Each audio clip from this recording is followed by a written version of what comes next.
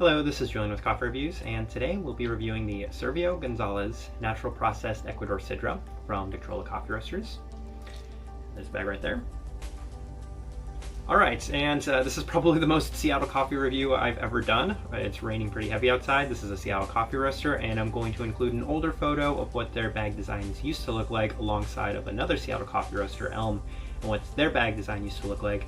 There's a photo from 2016, if you can see that on the roast date, and I'm including this photo because I loved the way Victrola's bags used to look.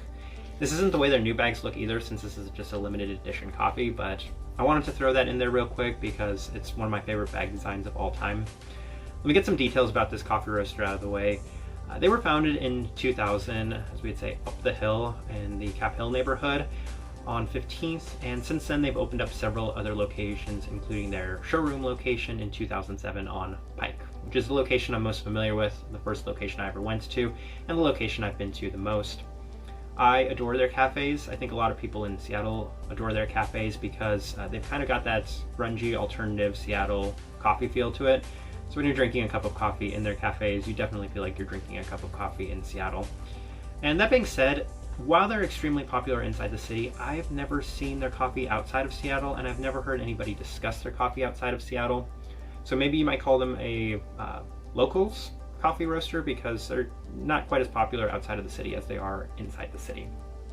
Let's talk about this coffee real quick because this is a pretty cool sounding coffee. It's a special limited edition natural processed Ecuador Sidra, which of course sounds amazing, and I don't see a lot of limited edition offerings on Victrola's website, so getting an opportunity to try this coffee and review them was terrific for me.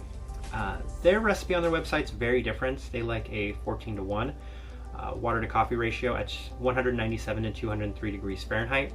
So I went with the warmer temperature, of course, 203 at 14:1, and it was brewed through the Chemex, of course. I'm going to call them a medium, very slightly light. They're definitely more on the medium American roast profile, though. All right, with that out of the way, let's start discussing this coffee. This is day 17.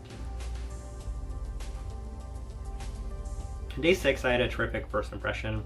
Surprisingly nice on both the fruit and the florals. Pretty stone fruit forward right off the bat. You'll see a progression in this coffee. Day 8, a little bit more on the floral side, but the stone and citrus fruits were both shining through pretty nicely. Day 10, best day of this coffee, most balanced day of this coffee. Terrific balance between fruity and floral, and citric and stone fruit. The way they have it listed on here is limeade, apricot, and jasmine.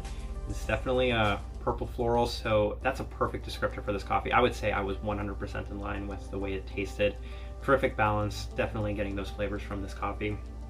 Day 11, probably what we would say a nice bit of lime to go with the fleshy fruits, but the florals were becoming more prominent and they were becoming the most dominant flavor in this coffee, and that's the way it went from stone fruit to balanced to very floral forward.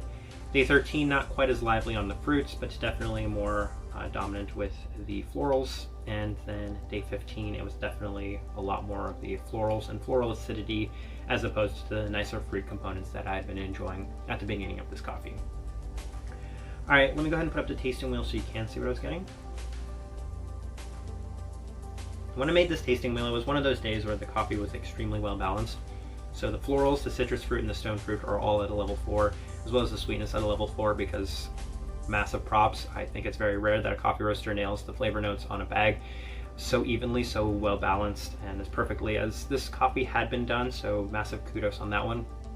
I was curious if I should knock Victrola, because this is a really nice coffee. It's an Ecuador Sidra, so it's a really nice coffee, and should you give credit to the bean being really good, or you should give credit to the coffee roaster for doing a good job with the bean? And you definitely have to give credit to Victrola on this one, because I've had a lot of coffee roasters mess up really good coffee beans, and whenever you nail coffee beans, even if they're really good, then you still deserve some credit. So definitely some credit to Victrola for this one. Not the most acidic cup, pretty decent cleanliness for being a natural processed coffee, light on the body as you would expect. Yeah, not too much else from this coffee, but a pretty nice coffee. So my thoughts and impressions of this coffee are, as you'd imagine, pretty positive. I was really surprised.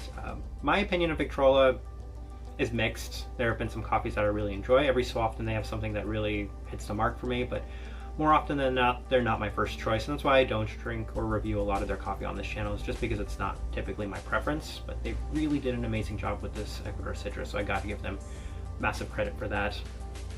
Who would I suggest this coffee to? It's unfortunate that this was a limited edition run, and I don't think they sell this coffee anymore, because people that do enjoy both fruity and floral, this is a terrific example of what an Ecuador can be, because I think this is the first natural Ecuador I've ever had in my entire life, truth be told, and it was pretty amazing.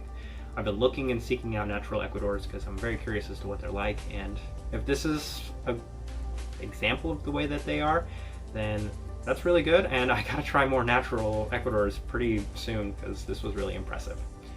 But I'm going to leave it at that, and I'm curious as to if you have any thoughts on Victrola, because again, if you're not in Seattle, I can't imagine you've probably tried their coffee, but it's worth trying, I think, if you visit Seattle, because they're definitely Seattle local.